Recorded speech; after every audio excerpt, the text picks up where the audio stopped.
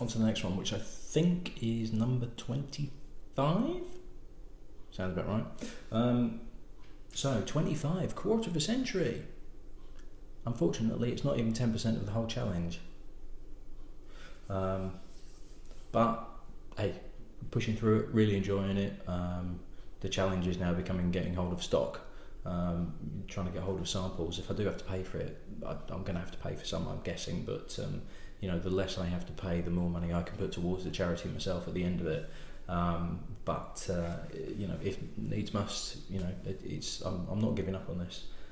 It's not hard work, it's just sourcing samples and then videoing it and everything like that, and it's you know, doing that nearly every night and uploading every day. It's that's the challenge, to be honest. The actual drinking bit is nothing compared to everything that's surrounding it.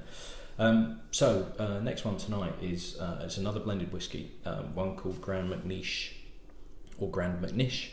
Now this was it's being marketed as one of the oldest blended whiskies on the market. Supposedly production started in 1863, and it was a merchant in Glasgow, a guy called Robert MacNish, that created this. And apparently it's in the blend over 40 single malts are used, which sounds really impressive, but this could be 40 single malts from the same distillery, because they could use a 4-year-old, a 5-year-old, a 6-year-old, a 7-year-old, an 8-year-old, a 9-year-old, everything like that. Or they could use sort of 5 separate distilleries but use 10 different ages of each. Obviously a single distillery, you'd be using 40-year-old. It depends on what their terminology is. It doesn't say it's from 40 single malt separate distilleries. It just says made with 40 single malt. So I'm a little bit cynical about what those 40 single malts are. Having said that, it's quite highly regarded. I'll go put a picture of the 70cl bottle up now, because it's quite distinctive. It's kind of got these weird dimples inside it.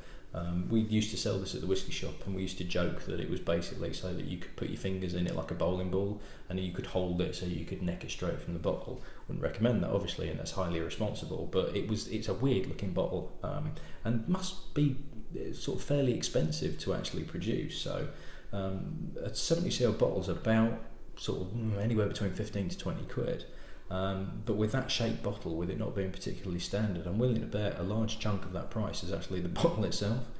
So anyway, so 40 single malts, should be quite a high malt content with the grain whiskey to fill it out. And to be honest, it does smell like it. Now, I'm doing this the same night as I had the Pinwinnie, so I've just had the Pinwinnie about 10 minutes ago. And if you'd watched that video, or if you want to go back and watch it, you'll see that one was quite harsh. Not hard, because it felt to me like there was quite a high grain content in there as opposed to the malt whiskies. Whereas this is the other way. This is quite soft, quite rich. There is a slight edge to it, but it's nowhere near as full on as the Pinwinnie was. There's a nice sweetness to it as well, almost like pears, kind of like a poached pear, and kind of rhubarb and custard sweets. Not too bad.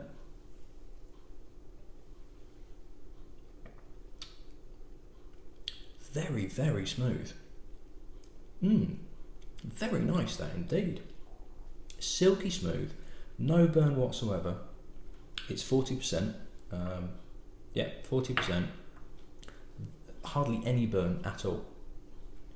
Very rich, big mouthfeel. Quite kind of sugary, but a really nice sugary kind of candy floss sensation to it.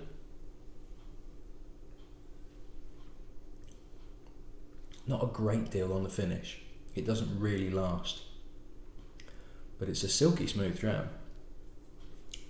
Surprised me, really surprises me, this one. Very, very impressive. Nice and rich, nice and deep. Like I say, not a great deal on the finish, but there is a lovely sweetness to it.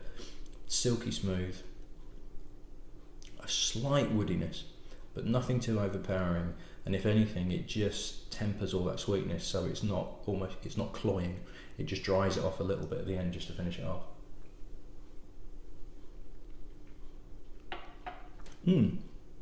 That is very pleasant indeed. That surprised the hell out of me. For about 15, if you can find that for 15 quid, that would make a really good present in an unusual bottle, because I wouldn't be surprised if not many people have come across this. It's one of those blended whiskies that probably would get forgotten about on a shelf in a shop, you know, dedicated whiskey shop like the Whiskey Shop or Royal Mail Whiskies or somewhere like that.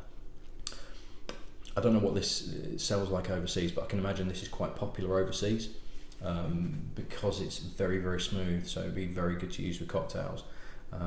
In terms of the supporting, the Pinwini would be good in cocktails because the harshness would cut through, whereas this would be in a sort of in a cocktail with sweeter elements to it. This would go really well. Bloody good stuff, that. I'm surprised. I think the distributors are called Macduff.